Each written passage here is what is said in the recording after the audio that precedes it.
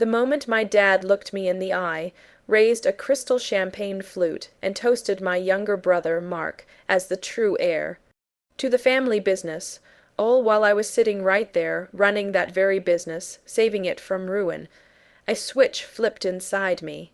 He called me a burden, not in a whisper, but loudly, across a table of our closest family friends, right before this sickening toast.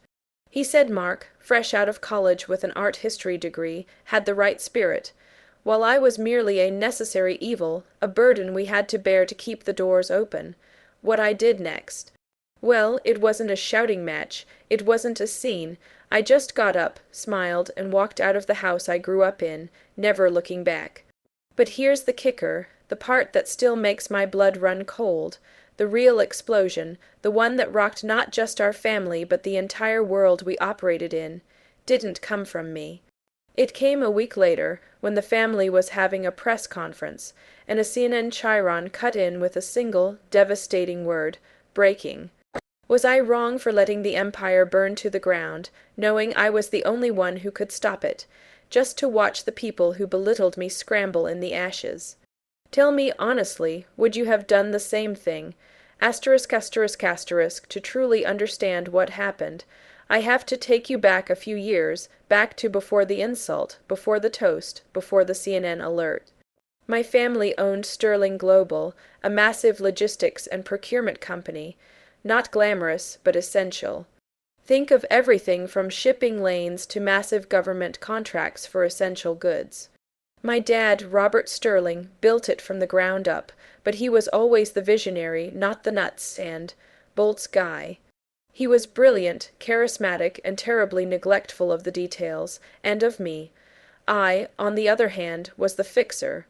From the moment I was old enough to understand a balance sheet, I was fascinated by the mechanics of the business. While Mark was in his room sketching or playing video games, I was sneaking into Dad's home office, poring over quarterly reports and identifying bottlenecks. I didn't go to some fancy private university. I went to a local college, took business and supply chain management, and started working in the warehouse during my summers. I learned the business from the ground up, not from a boardroom, but from the loading dock. Dad always saw this as my lack of ambition, saying I lacked the sterling flair for the high end deals. He didn't see competence, he saw a lack of imagination. The real crisis hit 3 years ago.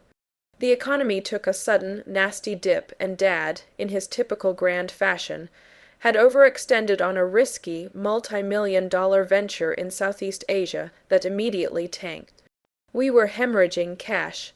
Auditors were whispering about bankruptcy. Dad retreated into his study, blaming the market, the government, anyone but himself. My mother, bless her heart, was in tears constantly.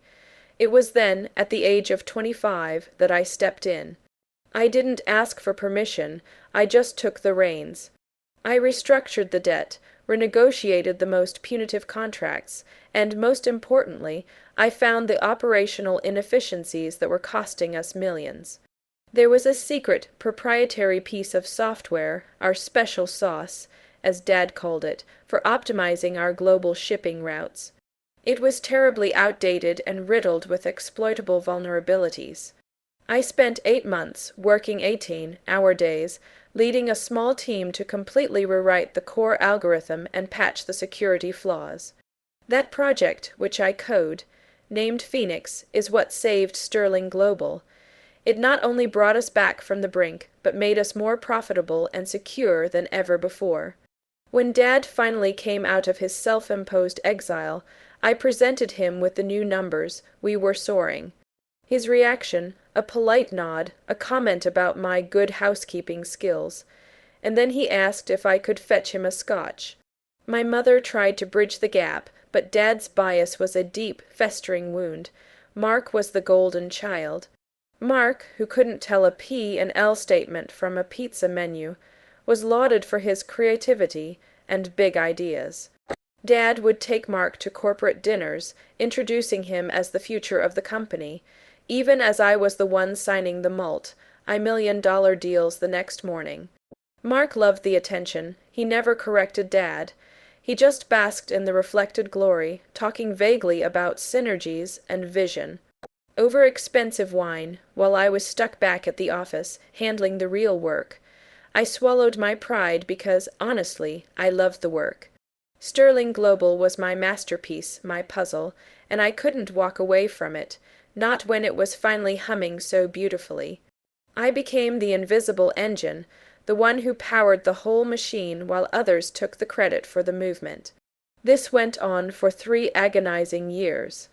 I was vice president of operations, the de facto CEO, yet Mark was given a lavish office on the top floor, one that was rarely used, and the title of Chief Strategy Officer, a made-up position that basically meant he was in charge of picking out the new office furniture. I endured the slights, the backhanded compliments, the constant comparison. I kept telling myself that results mattered more than recognition, that the money and the stability I provided were worth the emotional cost. But the cost was piling up, a relentless tariff on my soul. I watched as my friends got married, had kids, took real vacations. I had the money, but no time and certainly no peace. Every moment I was away, I felt the phantom weight of the entire company on my shoulders, and I knew that if I stepped away, everything would eventually slide back into Dad's reckless habits. I was the anchor, and they were treating the anchor like a piece of dead weight.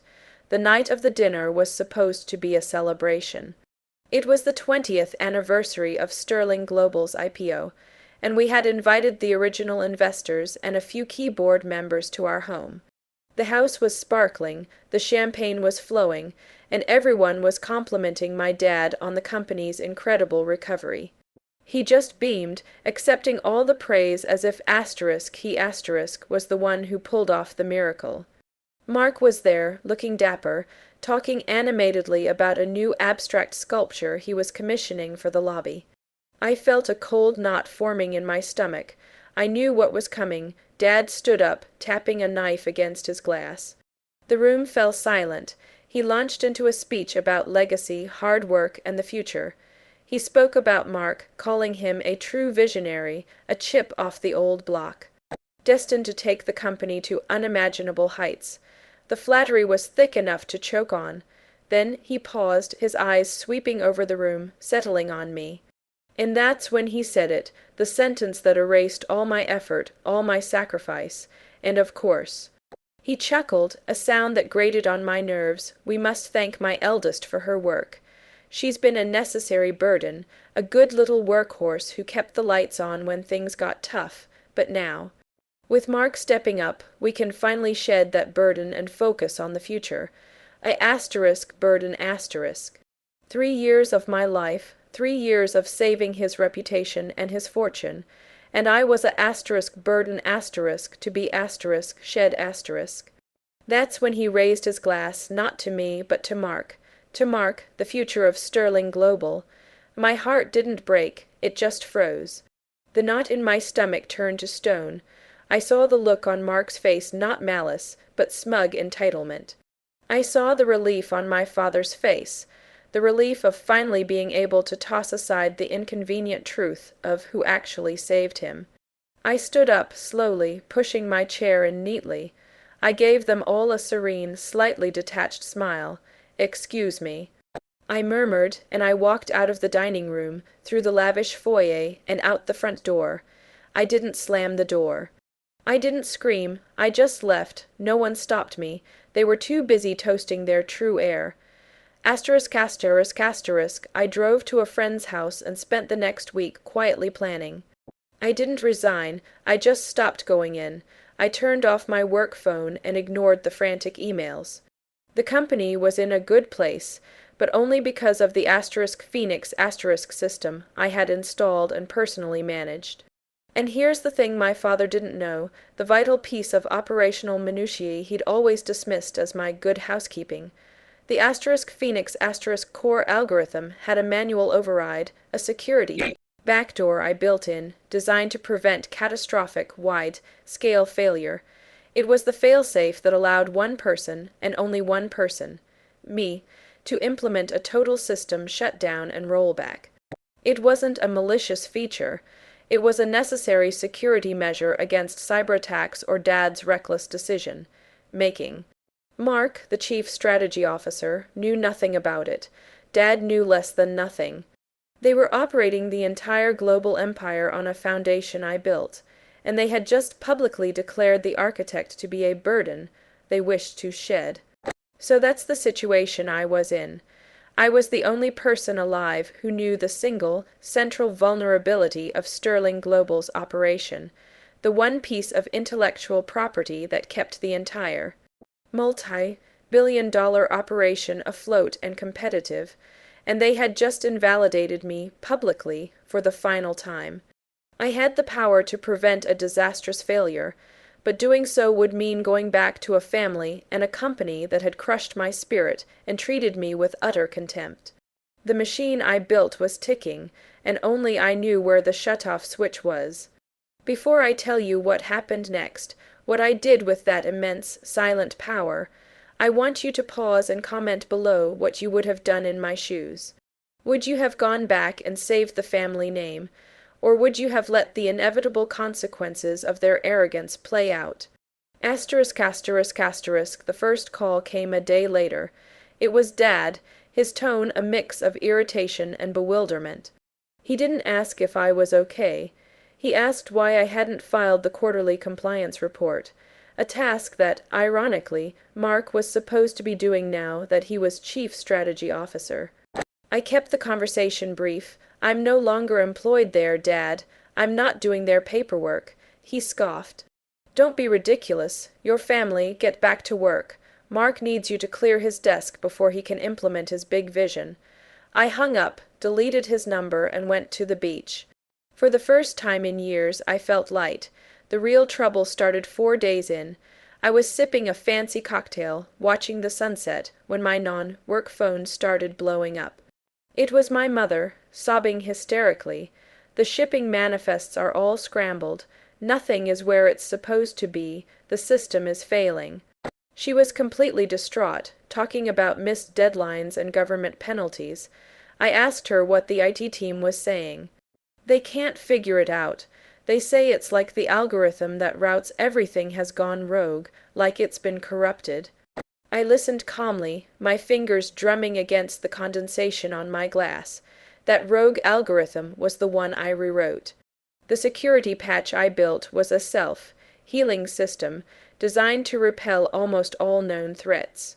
But one thing it couldn't fully protect against was a total system confusion caused by improper manual data input, the kind of input Mark, in his new high-powered role, had been clumsily attempting to implement in a bid to show his strategic value. He'd tried to tweak the route for a critical shipment, and because he didn't understand the core code's dependencies, he'd created a cascading error that the *Phoenix* system was desperately trying to correct by initiating an emergency, temporary system confusion protocol. The system was trying to save itself, but the resulting chaos was exactly what my father would later call a catastrophic and inexplicable IT failure. They were calling Mark, the visionary, to fix it. He, of course, couldn't even log into the admin dashboard, having forgotten the password he used once to impress a client. Dad was apoplectic, calling me every 10 minutes, first demanding, then begging me to come back. "It's a simple fix, I know it is," he pleaded. "Just come in for an hour, do your housekeeping, and everything will be fine." The emotional manipulation was nauseating. I simply told him, "You've already shed your burden, Dad. You have your true heir. Let him handle the future." I knew the IT team was good, but without the deep, intimate knowledge of the *Phoenix* source code and the master encryption key, which only I possessed, they would be looking at months, maybe a year, of work just to fully understand the problem, let alone fix it. Every passing minute was costing Sterling Global millions in penalties, contracts, and reputation. I waited one more day. I didn't lift a finger. I was finally free, and the guilt I expected never arrived. Instead, there was a quiet satisfaction. This wasn't revenge, this was consequence. They had undervalued the core function of their business, and now they were paying the price. The climax arrived on the evening of the 5th day. Sterling Global was holding an emergency press conference, trying to assure investors and contract holders that the minor operational hiccups were under control. I was watching it in a beachside bar, sipping a piña colada. My dad was on the podium, Mark standing awkwardly beside him, looking pale and terrified. Dad was reading a prepared statement about their robust response strategy, when the massive screen behind the bar suddenly switched from the local news to a CNN breaking news alert. The camera zoomed in on the chyron, breaking, Sterling Global facing massive investor lawsuits and government audit after critical failures in global supply chain. CEO Robert Sterling under fire. Then, the CNN anchor, in a grave voice, spoke the words that confirmed everything. Sources close to the company indicate that the unprecedented operational breakdown may be due to the sudden departure of the company's only true operational expert, the Vice President of Operations, who insiders claim was recently sidelined by CEO Robert Sterling in favor of his inexperienced younger son. My dad's face, on the big screen, went from a mask of forced confidence to absolute raw panic. He hadn't just lost the company, he had been publicly, internationally exposed for his devastating arrogance and poor leadership. Mark looked like he was about to vomit. The aftermath was swift and brutal. The stock plummeted, investors filed an immediate class action lawsuit, and the government contracts, the lifeblood of Sterling Global, were suspended pending a full investigation. The empire collapsed like a house of cards, because the card at the bottom, the one no one valued, had simply been removed. I never went back. Dad called one last time, screaming about the betrayal, and how I had destroyed the family legacy. I simply said, "No, Dad. You destroyed it." I just stopped being the one to clean up your mess. Mark, predictably, vanished back into the world of art, the failure too much to handle. My mother, the only one I truly felt bad for, eventually moved to a quiet town and started a small garden, finally free from the pressure of the Sterling name. I took the expertise I gained, the real, hard, won knowledge, and started a boutique consulting firm that specialized in exactly the kind of supply chain security I had perfected. I called the firm Phoenix. I'm happy now, genuinely happy, respected for my skills and my results, not despite them, the great lie they lived that success was about charisma and vision, and not the hard, unglamorous work of making things function shattered them. I learned that your true value isn't what others decide to assign to you, but what you know you are worth, and the ability to walk away when that value is dismissed. It cost me my family's fortune, but it bought me my freedom and my self-respect, and that was the better deal. If you were on my side, if you think they got exactly what they deserved for their breathtaking arrogance and neglect, then please, like this video right now, and if you want to hear more stories about the unbelievable things people do when they think they're untouchable, make sure you subscribe for more stories like this every week. Finally, share your final thoughts on this whole mess in the comments section below. Do you think my father ever truly understood what he lost? I'll see you all in the next story.